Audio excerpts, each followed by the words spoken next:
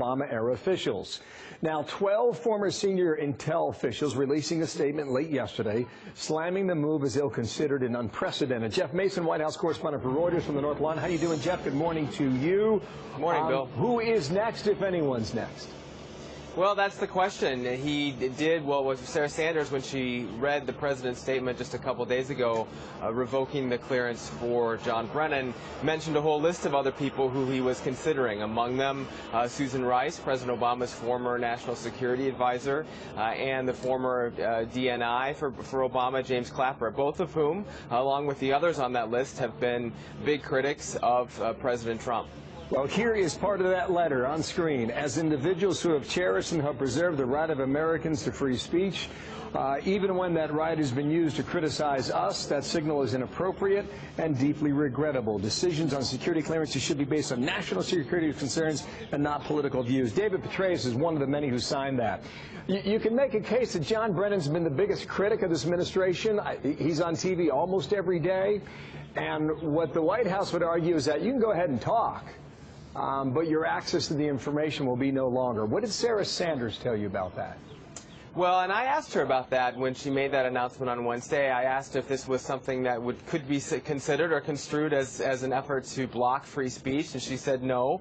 The president has a constitutional right to protect the access to the classified information, and that's what he was doing, was exercising that right.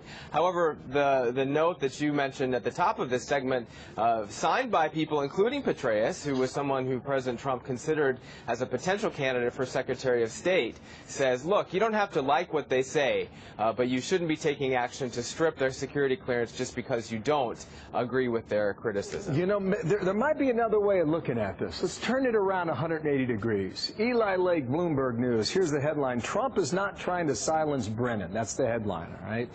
The president's strategy is the opposite, to make the former CIA director more prominent and use him as a foil. In other words, you make Brennan the face of the resistance. Is that what's going on here? Well, I read that, and I think it's an interesting take. Look, the president does like to have a foil. He has often used the media as a foil. In the Democratic Party, he's used Maxine Waters as a foil. He's certainly elevated her by continuing to talk about her in rallies and on Twitter, certainly Nancy Pelosi as well. So it's possible that that's part of this strategy.